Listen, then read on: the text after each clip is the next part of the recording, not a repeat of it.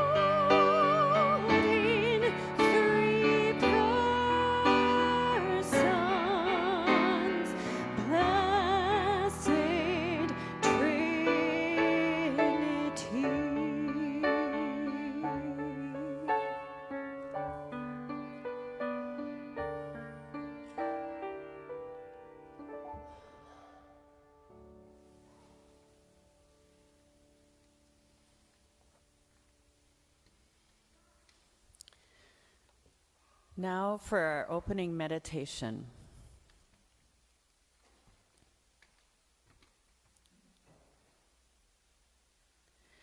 Draw a few deep and gentle breaths.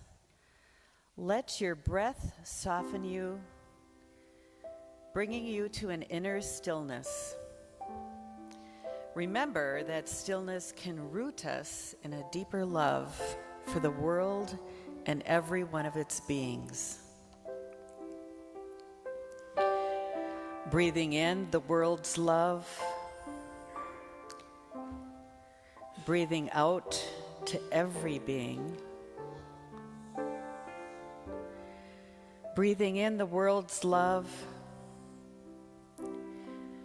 breathing out to every being.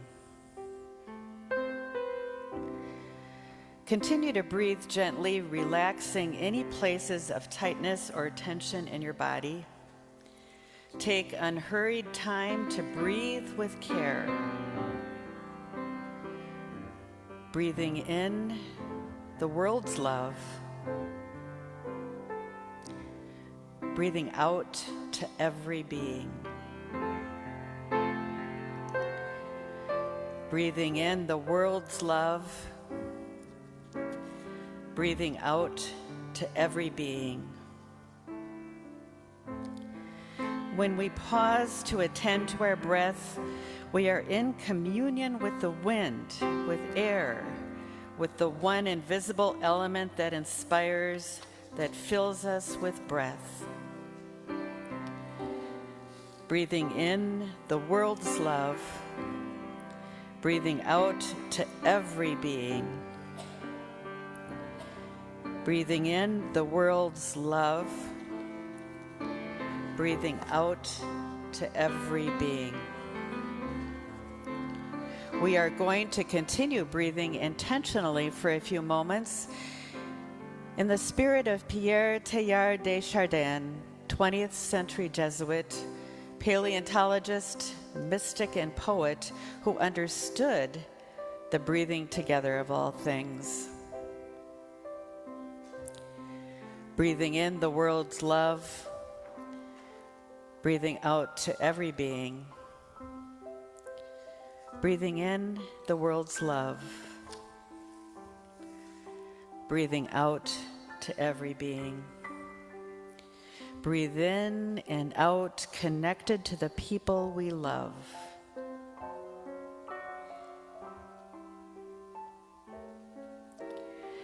Breathing in the world's love, breathing out to every being. Breathing in the world's love, breathing out to every being. Breathe in and out, connected to all people. Breathing in the world's love, breathing out to every being. Breathing in the world's love, breathing out to every being. Breathe in and out, connected to all creatures.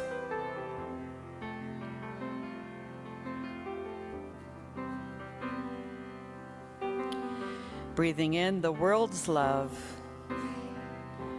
breathing out to every being. Breathing in the world's love, breathing out to every being. Breathe in and out, connected to trees and plant life, with whom we have a mutual exchange of what we each need.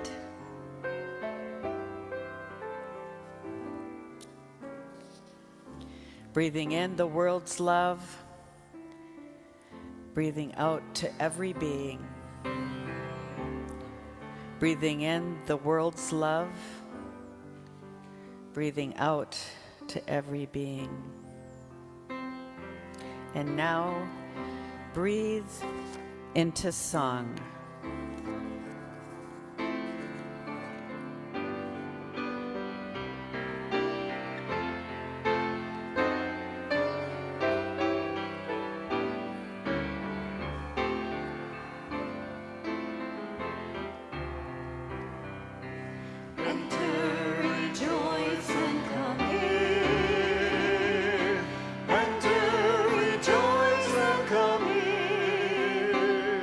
Today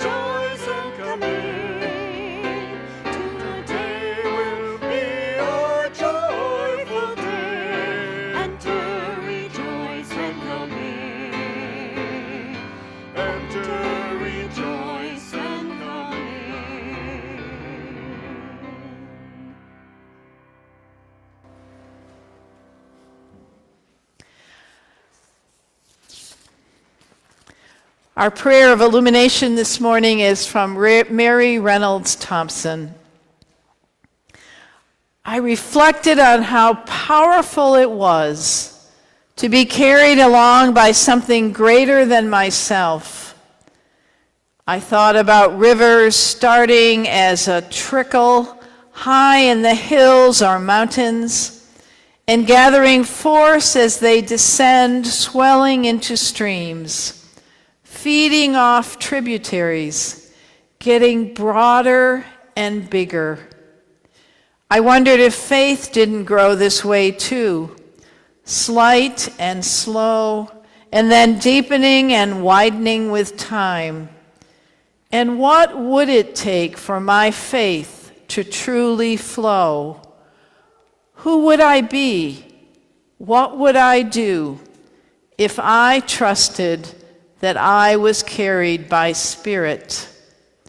And we all say together, who would I be? What would I do if I trusted that I was carried by Spirit?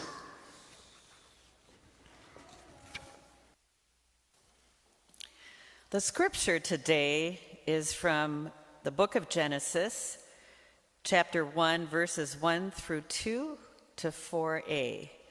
And this version of Genesis is by the Rabbi Mark Gelman in his book Partners, or it's titled Partners, From God Does Have a Big Toe, Rabbi Mark Gelman.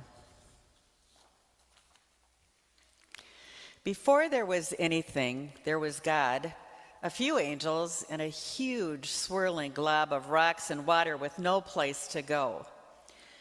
The angels asked God, "Why don't you clean up this mess?" So God collected rocks from the huge swirling glob and put them together in clumps and said, "Some of these clumps of rocks will be planets, and some will be stars, and some of these rocks will be just rocks." Then God collected water from the huge swirling glob and put it together in pools of water and said, "Some of these pools of water will be oceans, and some will become clouds, and some of this water will be just water." Then the angels said, "Well, God, it's neater now, but is it finished?" And God answered, "Nope." On some of the rocks, God placed growing things and creeping things and things that only God knows what they are. And when God had done all this, the angels asked God, "Is the world finished now?" And God answered, "Nope." God made a man and a woman from some of the water and dust and said to them, "I am tired now. Please finish up the world for me. Really, it's almost done." But man and the woman said, "We can't finish the world alone. You have the plans and we are too little."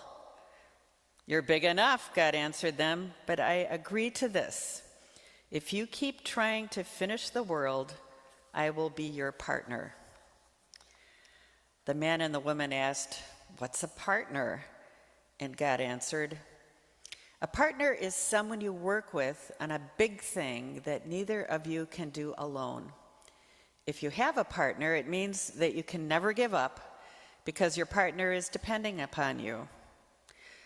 On the days you think I'm not doing enough, and on the days I think you are not doing enough, even on those days, we are still partners, and we must not stop trying to finish the world.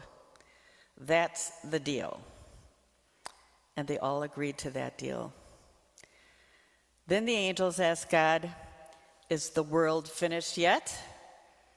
And God answered, "I don't know. Go ask my partners." This is the word of the still speaking God.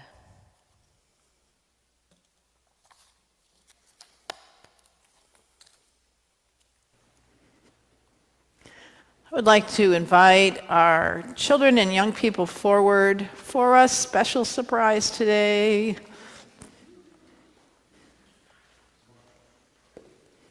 And we even have some visiting friends. We've got plenty of room. Enter, rejoice, and come in.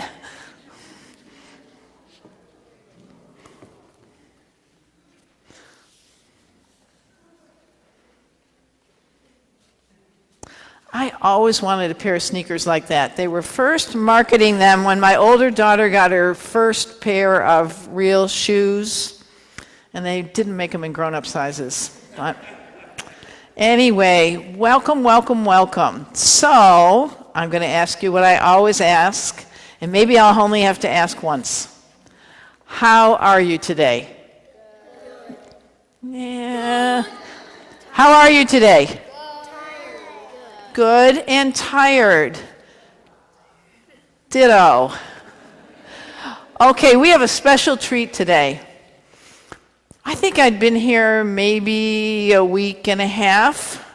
I knew like 5 names, and 3 of them I knew before I came the first Sunday. And this woman came up to me and said, "Martha, you must read this book." I had to look at her name tag. Her name tag said Audrey. So I said, "Okay, Audrey." And I read the book and I said, "This is great."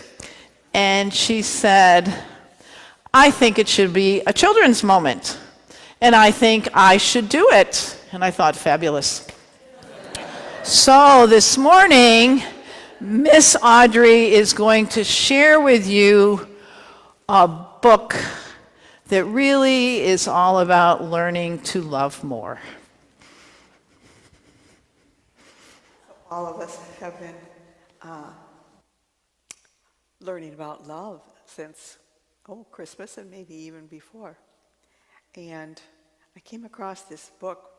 My great-granddaughter read it to me, and I thought, I have to share this with you.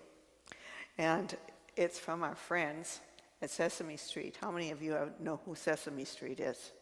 Any of you? I found out that there are new friends in Sesame Street that I don't know when I was watching it with my children. So I'm going to read the book to you. And the book is called Love by all of our friends from Sesame Street. Big Bird says, "Love is a sunny day."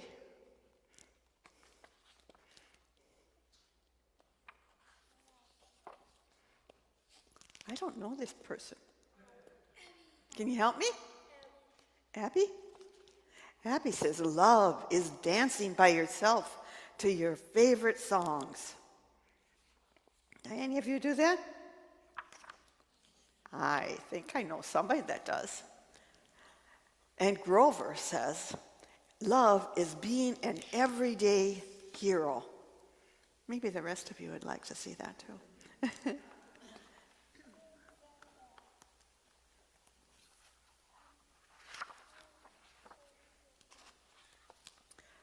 The Count. The Count says, "Love is infinite, bigger than all the numbers."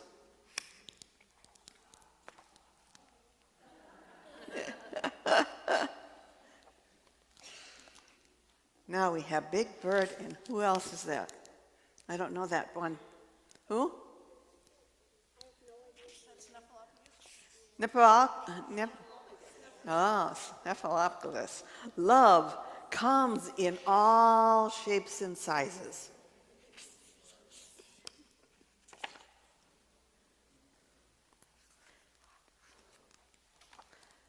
Love is building something together. Looks like they're going to the garden and making a garden with their wagon and all the things that they have in their wagons here. So love is building something together. Might be a tree house, might be a bird feeder.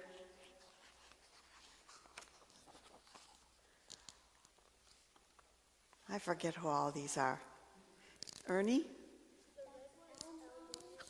Elmo. Love is giggles and kisses and hugs and squishes.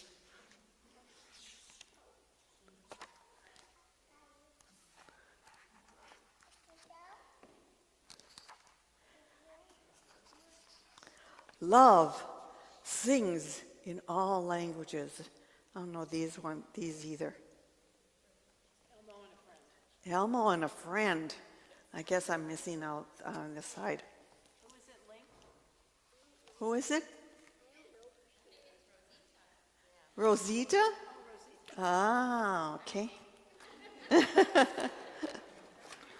All right.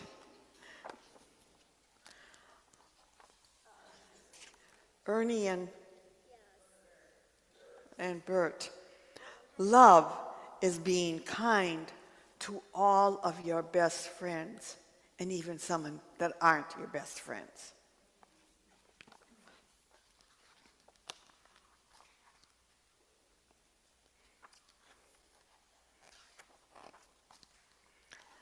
Love makes all kinds of sounds.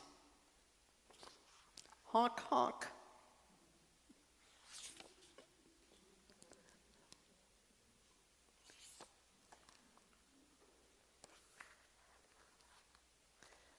Uh-oh, here comes Oscar.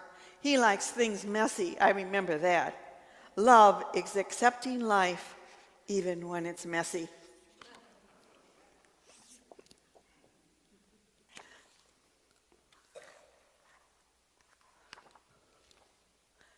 Love is an amazing family.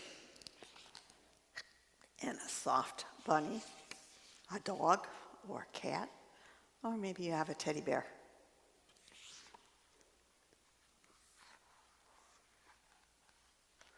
This book is not easy to close, open. Love is cookies and more cookies. By Cookie Monster. And this one I don't know either. Love is a magical full of wonder. A magical full of wonder. And who is this? Who? Abby. All right.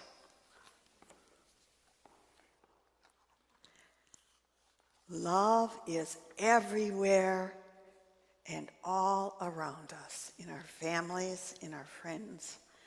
And so, love is action, doing things. So I hope that some of you will be kind to your friends in your family, and they will be kind to you. It was nice reading a book to you. It was a fun book. And I really thought it was really neat. So, comes in all sizes.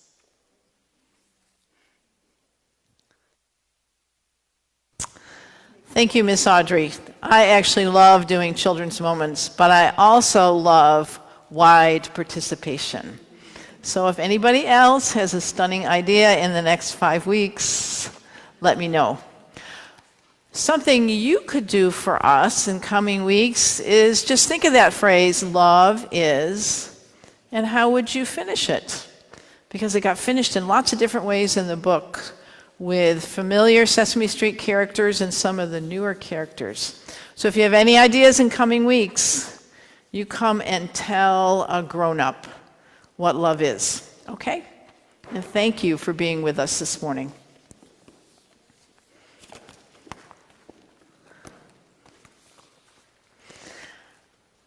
We continue our journey with Seed Folks today, and to remind you, way back on the 16th of April, we had Kim, who planted those few little bean seeds in the frozen ground of Cleveland, Anna, who dug them up, because surely there was something at least suspicious, if not illegal, going on. Then there was Wendell, the elementary school janitor, whom she sent down to fix and make sure the seeds were okay. Gonzalo, who was here with his great uncle, who didn't know the language, the culture, who he observed was like a baby again until his hands hit that soil of the vacant lot that was still full of junk. On comes Leona, the woman who will not be stopped by the city, the county, or the state's inaction. And the lot gets cleaned up. Sam, who surely was trained as a social worker, who smiles and talks to everyone, and who works on big issues and notices when we are together and when we are separate. Virgil, whose father drives a taxi and wanted to get rich growing lettuce, and he didn't know about the timing of when you grow lettuce. And that brings us today to Cy Young.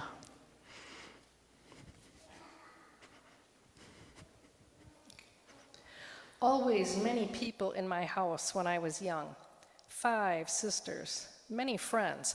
I always like being with people. Then I leave Korea with my husband to come to America for work. We buy dry cleaning shop, live next block. Dry cleaning shop better than restaurant, don't have to speak English too much, and only work 6 days. We work together 7 to 7. At night I sew alterations. We save all for children's college so they can have easier life. But no children come. Very many years we hope, but still alone. Then my husband died, heart attack, 37 years old. Now all alone, except for friends. I hire a woman to work in shop. One afternoon when she gone, a man walk into shop with coat to clean. Under coat he has gun. He take out money, then push me down. He yelled at me, very bad words. Then he kick me, break cheekbone. Then he kick me again, hit head hard against wall, and I go to sleep. When I wake up, I no more like to be with people like before, afraid of everyone all the time. I don't leave apartment for 2 months. Neighbor buys food for me at store. I don't open door if someone knocks, even friends, only for food. Afraid to walk on sidewalk with people. I hire a Korean man to run dry cleaning shop. I never go in. That happened 2 years ago. Very slowly I get better. I go to store and buy my food, but very fast. Then not so fast. Very lonely, but still afraid. Then I pass by garden. Vietnamese girl was working there, picking beautiful lima beans. A man and a woman on other side, talking over a row of corn. Hear man say his wife give him home for birthday. I want to be with people again. Next day I go back and dig small garden. Nobody talked to me that day, but just be near people, nice people, feel good, like next to fire in winter. Very hot and humid in July. Most people come early in evening after work when air is cool. People watering and pulling weeds.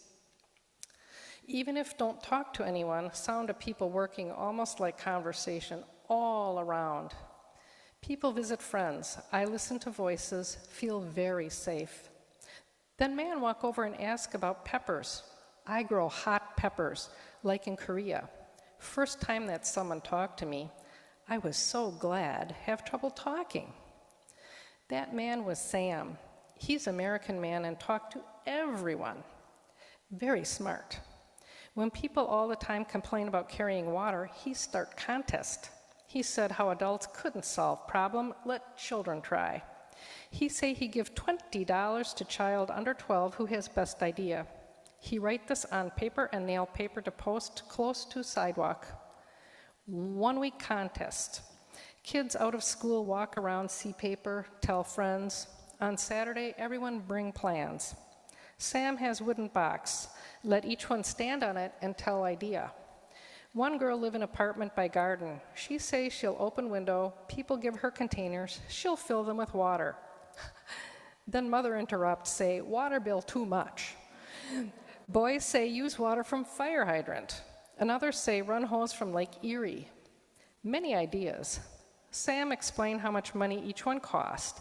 Then little black girl let rain from spouts go into garbage cans. Everyone look.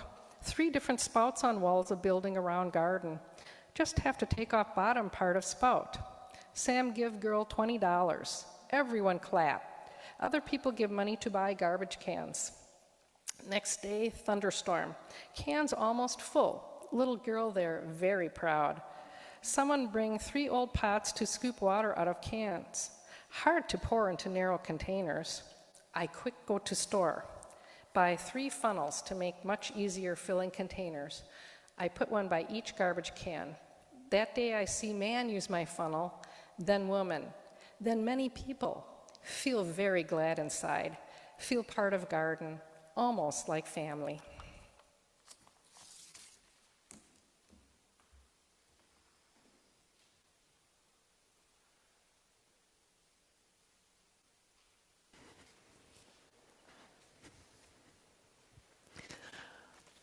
I remember asking a couple weeks ago when we were on Ascension Sunday and then Pentecost Sunday, but back on Ascension Sunday I said, and what's the Sunday after Pentecost? And some wise Redeemer person sitting in the back shouted, Trinity Sunday. And I went, bingo, we know the liturgical year. Trinity Sunday, the only Sunday in our lectionary organized around a doctrine. A doctrine in the United Church of Christ where everything is left to the individual congregation. There's a very wise and wonderful indigenous writer and teacher and speaker, Robin Wall Kimmerer, and she simply says that spirituality is an architecture of relatedness. The Trinity is an architecture of relatedness. It is a flow like a river. We have a little bit of a problem getting from ancient Hebrew to the King's English and everything else until we get to today. And in the ancient Hebrew language and thought, the sense of divinity is not a person or a being. It's an action. It's a language of verbs. As Miss Audrey said about love, love is an action. It's a verb. And so in that ancient Hebraic understanding, God creates. God is the energy that takes life through death and into new life. God is the indwelling spirit that teaches and guides and directs and never leaves alone. It is an architecture of relatedness. It is a flow that we, by virtue of our partnership with God, are invited to enter. We're going to hear a brief verse of flow from an old hymn. Thank you to Mary and to Don for offering this morning.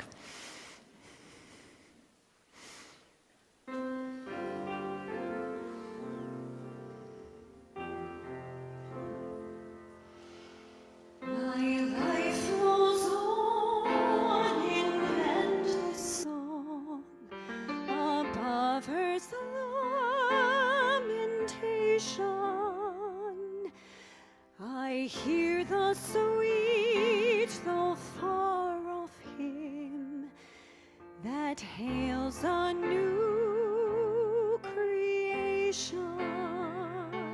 Through all the tumult and the strife, I hear the music ringing. It finds an echo in my soul. How can I keep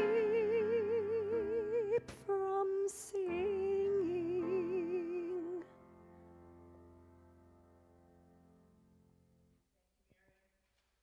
Thank you, Dan. My life flows on in endless song, above earth's lamentation. In about 5 minutes this morning, we could make a list of lamentation that would make everyone's hair stand up on end. We live in a world of tumult and storm.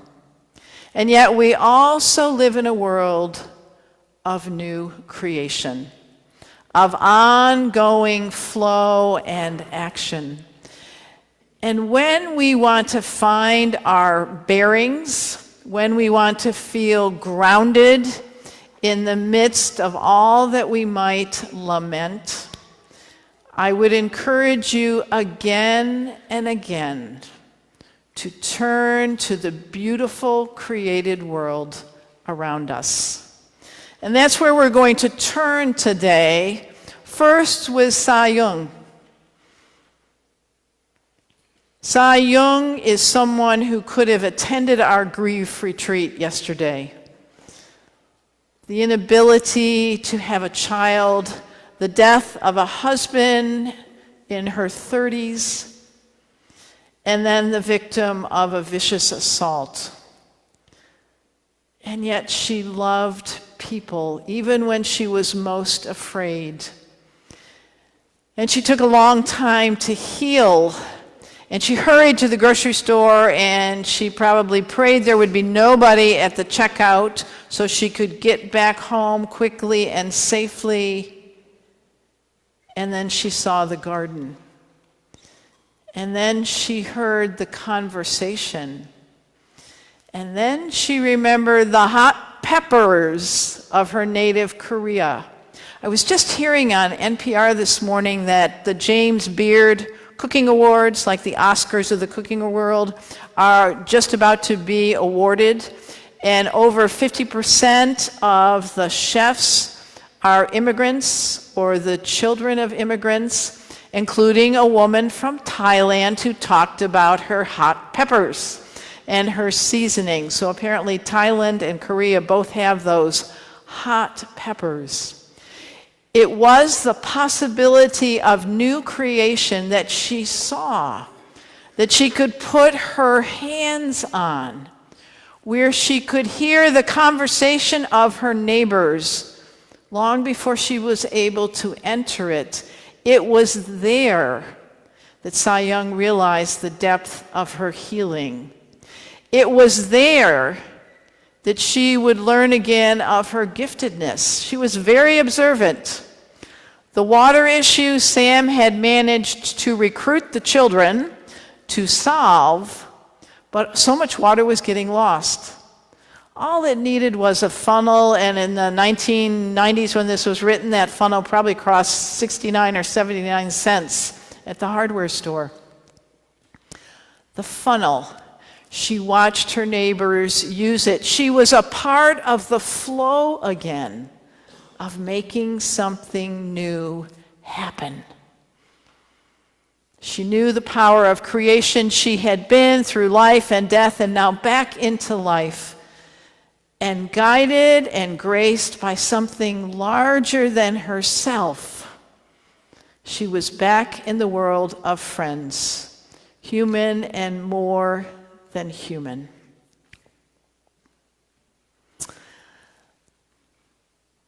If Redeemer Church was located in Amherst, Massachusetts in the 1830s, 1840s, there might be a woman with a long white dress and a poet's pen leaning up against one of the trees on the edge of the prairie. Back in that time, in the Orthodox Congregational Church, one of our roots, there was a raging controversy about the nature of God, the Trinitarian nature or the Unitarian nature. Unfortunately, in the person language, 3 persons or 1 person, when really the whole story was initially about different ways of being and acting amongst us. And the argument was about much more than theology. It was about money. It was about property. Actually, the Unitarians ended up in New England with most of the buildings and most of the money. And the Congregationalists were the ones who started over catty corner across the green and built a new church. Emily Dickinson's, the men in her family, were Orthodox Congregational ministers. And so the quiet, somewhat reclusive poet in the white dress heard all of those arguments raging around her. Meanwhile, she continued to write brilliantly about the created world, and she watched, and she listened, and she spent a year at Mount Holyoke, which was somewhere between a finishing school and a college at that point. There were a number of women who were amateur biologists in that time period, not only here, but also in places in Europe. And she not only wrote, but she drew, and she watched carefully. So while that controversy was happening, this is what Emily wrote. In the name of the bee, the heavy lifter in the world of pollinators, the creator, in the name of the butterfly, the metamorphosizing one, life to death to new life, and in the name of the breeze, that great pollinating energy that is everywhere. That was Emily's observation and comment on the controversy.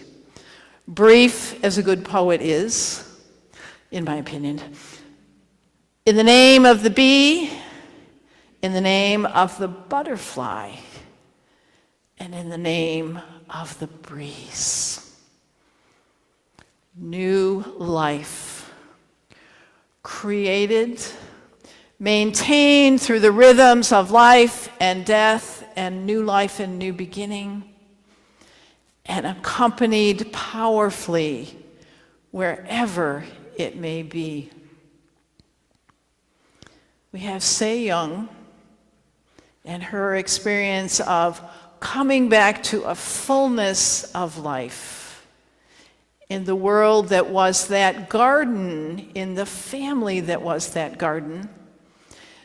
We have the wisdom of a poet in a family of men whom I'm sure talked too much, as most of us in clerical garb tend to do, who penned her few words that summed up that action, that observable, felt action of God all around us as energy, as movement, and as flow.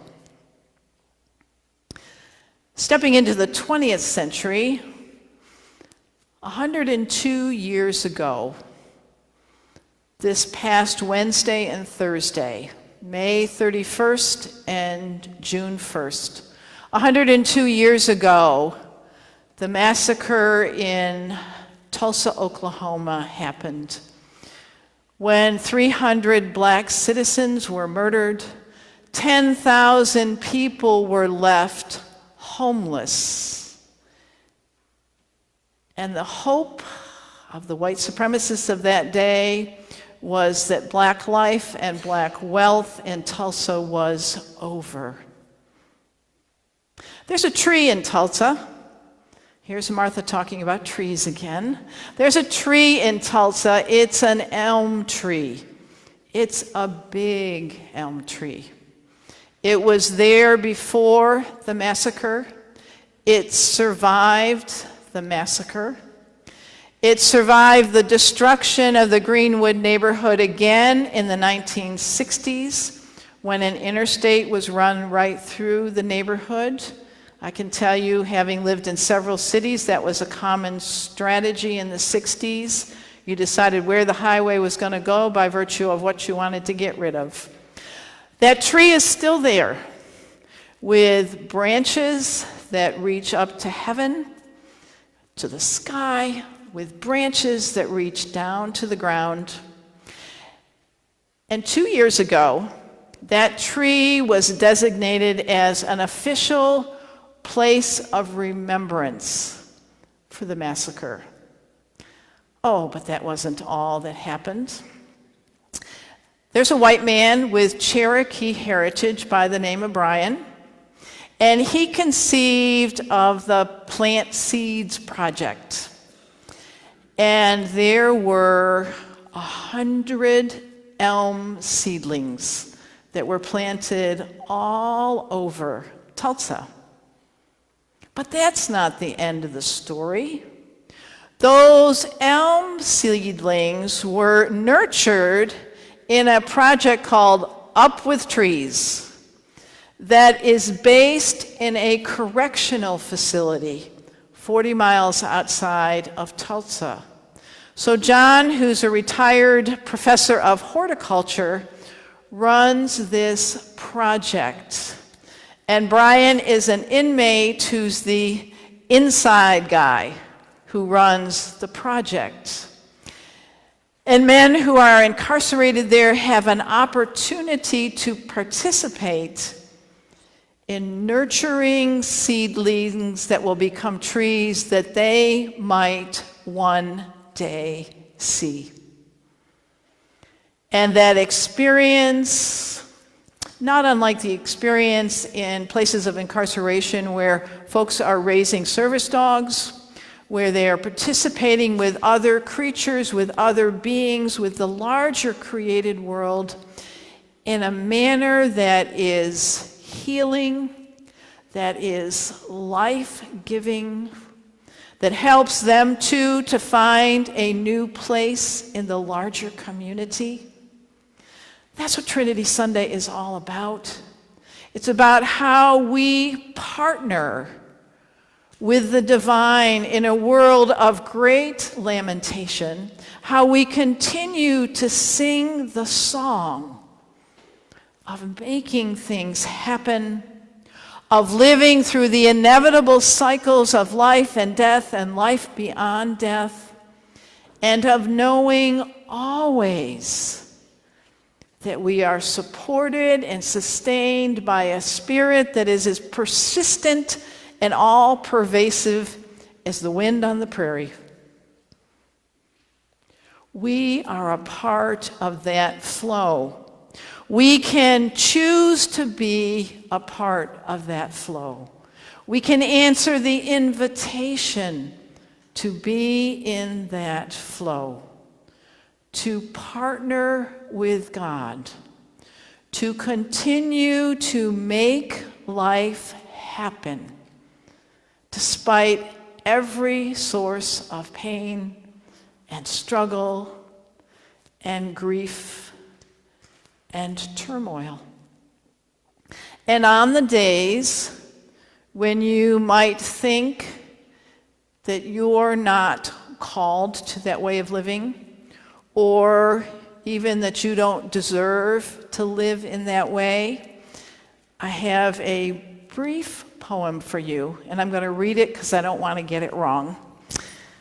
From a woman by the name of Kai Seidenberg.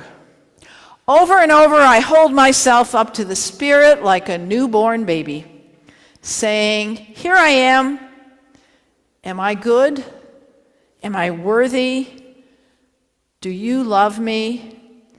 And over, the Spirit surprises me by answering, yes, yes. Join me. Yes. We are partners in this flow. And we are the ones that can continue always in that flow to sing again and again and again.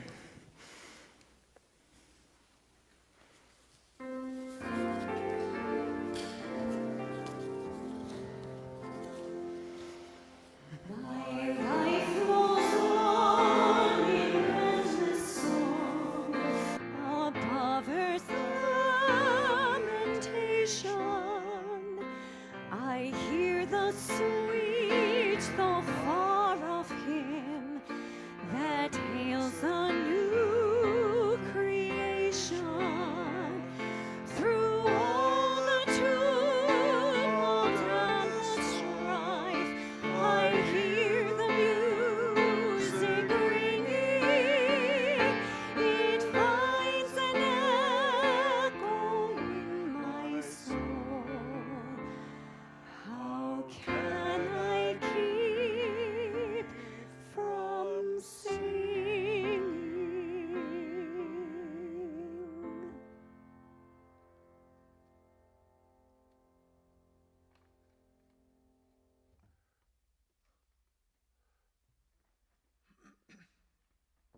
And now the prayer person of the week is Janice Booth. Oh, we have to sing. Oh, we're singing. I thought that was it. But before we do that, we're going to sing Creator God Creating Still.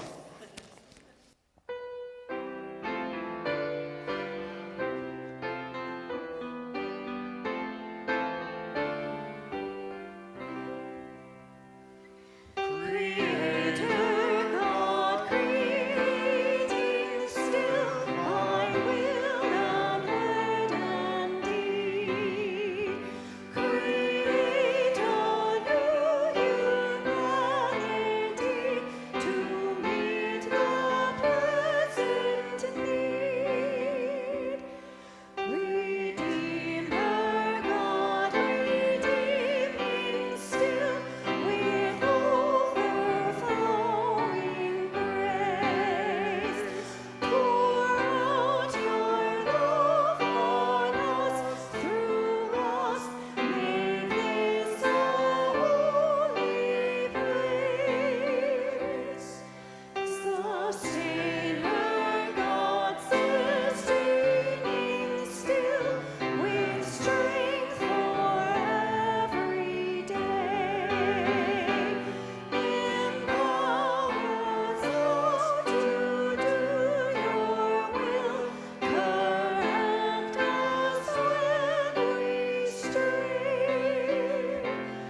Great triune God, for this new day, we need your presence still.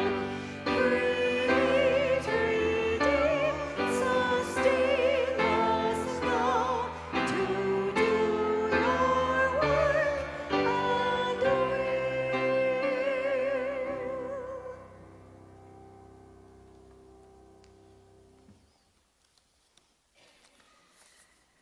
And now for entering God's presence.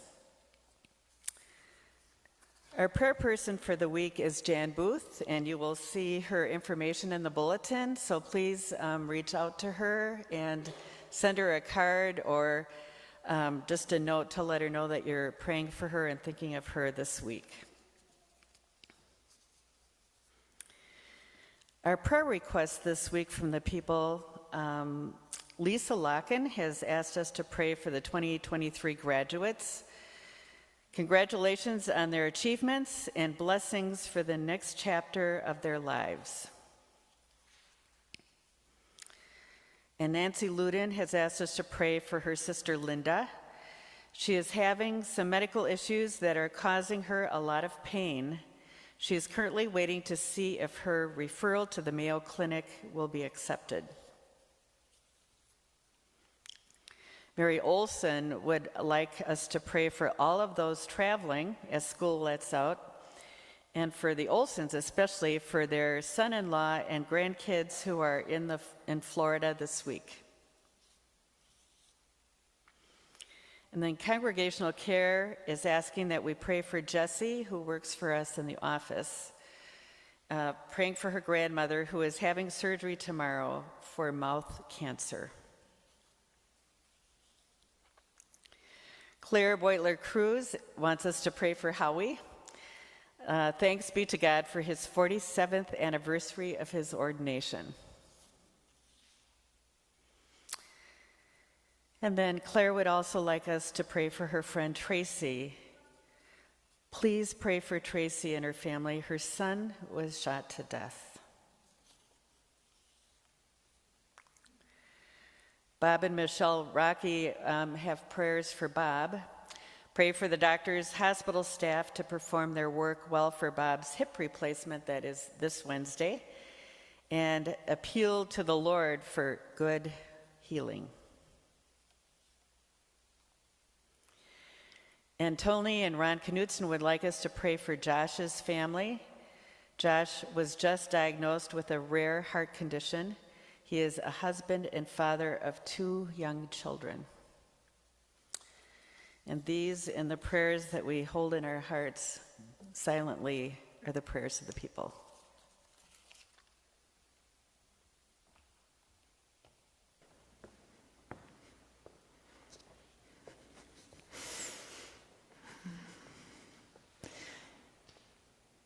As we continue in this time of prayer, John O'Donohue writes in one of his poems about his desire to live like a river, carried by the surprise of its own unfolding. And in fact, the river that you had a chance to look at during the sermon is from John O'Donohue's Ireland. In this way, the element of water is similar to the energy of wind or air that blows freely where it will. Embracing the gifts of wind and water invites us into a way of being that asks us to hold less tightly to our carefully constructed plans. It offers us a path of listening and responding to the movement in a given moment, of living our way into the unknown. The poet Rilke invites us into the flow as water as well, encouraging us to give freely from who we are. Water beckons us into the sacred flow of life. We are asked to pour ourselves out, trusting that in this act we will be refilled.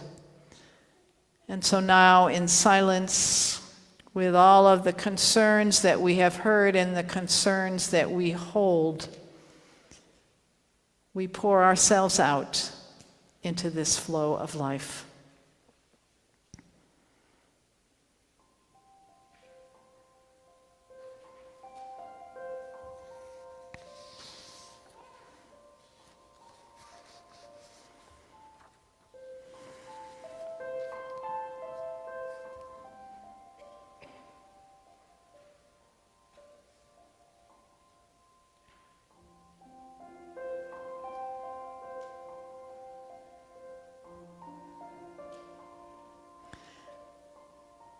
And once more together, we pray the prayer of our faith family. Our Father, who art in heaven, hallowed be thy name. Thy kingdom come, thy will be done, on earth as it is in heaven. Give us this day our daily bread, and forgive us our debts as we forgive our debtors. And lead us not into temptation, but deliver us from evil. For thine is the kingdom, and the power, and the glory forever. Amen.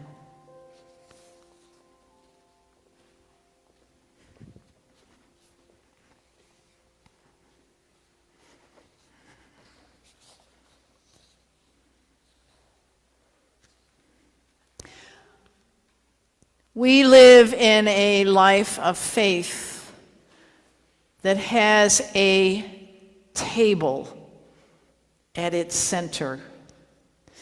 It was at table that Jesus said, "Do this in remembrance of me." Be at the flow of this table, welcoming, learning, growing, struggling, receiving, strengthening, and always remembering, rejoining, reconnecting to the very act of bread taken over and over again, and once taken, blessed, and then broken and given again and again and again without running out. Taken, blessed, broken, and given. Remember a life poured out, flowing with love and learning and grace and goodness for others. Remember the bread of our being loved, and the cup of our joy. Remember the covenant that has been made with us, that we might be this flow forever. And I invite you now to come, for all things have been made ready. But before you do, a reminder that the Redeemer Communion practice now is to come to these tables in the front, and I will be at the earth table, and Linda will be at the baptismal table. The ushers will direct you from the front going back, and you can come down the center aisle and go to either station, partake of the elements there, and then there's a bucket at the end of each front row where you can put your used glasses so you don't have to figure out what to do with that. Let yourself follow the lead of the ushers and come into this great flowing act of remembrance.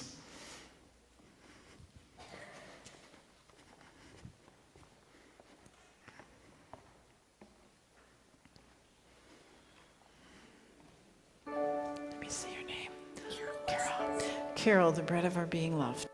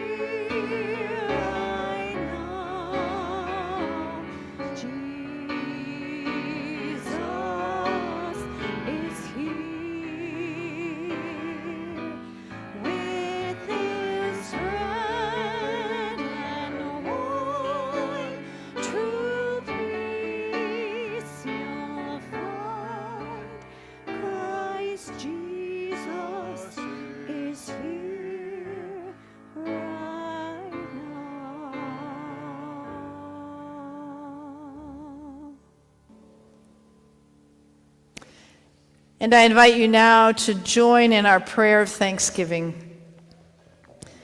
This is an ancient practice of remembrance, of hospitality, of inclusion, of a willingness to become more loving, to serve as we have been served. Being a part of this table story that Jesus of Nazareth lived over and over offers us a time of transformation. For this and much more, we are grateful.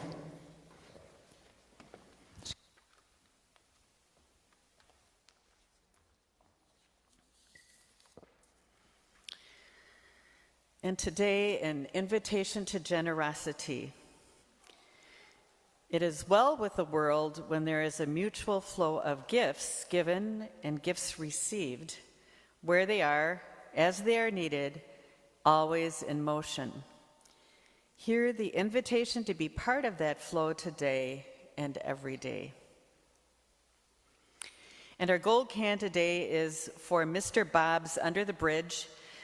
Mr. Bob's Under the Bridge fosters a community of compassion and friendship by providing basic necessities such as clothing and hygiene products to the homeless, those who need support, and the surrounding Milwaukee community. Mr. Bob prides itself on being a mobile organization. Every Saturday morning, we have an outreach. Items such as clothes, hygiene kits, and snacks are distributed at each location. And our offering today, we have resurrected the passing of the offering plate and the gold can, and you can also give online or our website or mail to the church. Many thanks for your generosity. And now will the ushers please come forward to collect the offering.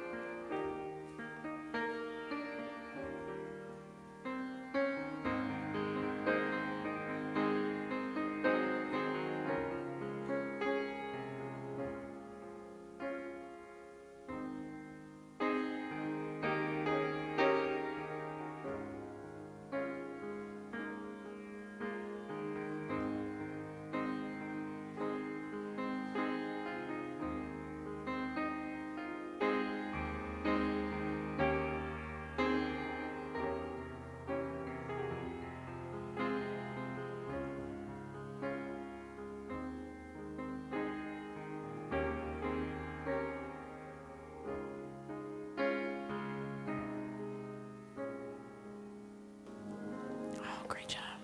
Thank you. Join now as we dedicate and give thanks for these gifts. Remembering all that we have received, remembering all that we have, we are grateful to be active in the movement of resources, in the practice of loving more, in the gift exchange that bonds us widely and with others. Thanks be. At the service last week, when I mentioned by special request that we would be singing Sweet, Sweet Spirit, the roof almost came off this space. So guess what? We're singing it again.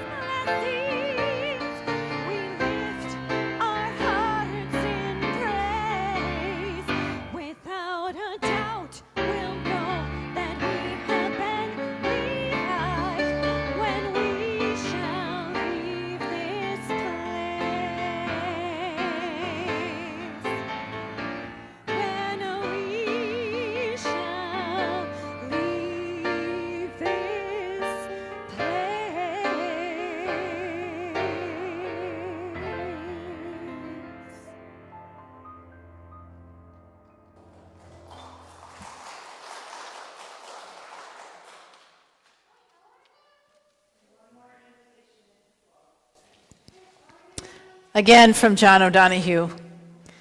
I would love to live like a river flows, carried by the surprise of its own unfolding. And I would add, as partners with God.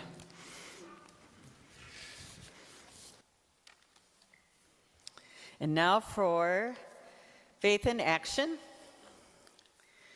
We'd like to thank everyone who made this morning possible, for Dan and Mary and John in the worship, our Zoom moderator, Jim Showalter, usher Mary Olson, and our greeters, Rick and Nancy Volbrecht. Please create an extravagant welcome to all and wear your name tags. Did you have an announcement you wanted to make? Okay. Did you want to come and do it now? Okay. I was paying attention. I noticed she was sitting over there before.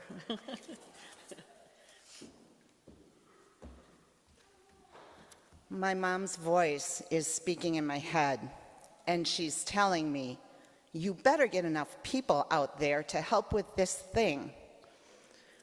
What am I talking about? And who am I? My name's Carol Wessels. I was a member here in the 90s with my parents, Russell and Velma. And my dad, Russell, died in 2006, almost 15 years ago, or 2008, on June 6th. My mom died in January of 2015, and my mom died of Alzheimer's. They are both buried in the Redeemer Cemetery, the little tiny Zion Cemetery in Sussex. And every year since my mom died, I have been involved in an event on behalf of the Alzheimer's Association. It's called The Longest Day, and it's to honor people living with Alzheimer's and their caregivers. My dad was a caregiver for my mom. How many of you know someone who's been a caregiver for a person with Alzheimer's? So we see a lot of hands. So we do something every year, and this year I thought, and my mom's voice was in my ear and said, you know, the cemetery. When was the last time you were out there? About a year ago. So I reached out to Bob Rocky and said, for this year's event, we would like to do some cleanup at the cemetery. And like true Redeemer people, it is now an event, right? And it's going to be next Saturday, starting at 9. And we would, please, I would invite anyone who's able to come out and spend a little time. If you haven't been at that place, it is a beautiful, peaceful place, part of the flow for sure. So please come and join us. 9 a.m. we start. Bring your work gloves, your wheelbarrows, your shovels, your pruners, whatever you can bring. And there's a sign-up sheet in the back.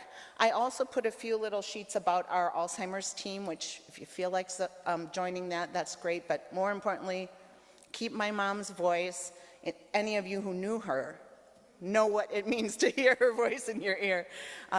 Please, let's make her happy. And I look forward to seeing you next Saturday. Thank you, Carol. I was here in the 90s, so I know all about that. Okay, our church cell phone office administrator, Casey Cleary, has a phone and will connect you with a volunteer for any pastoral emergencies.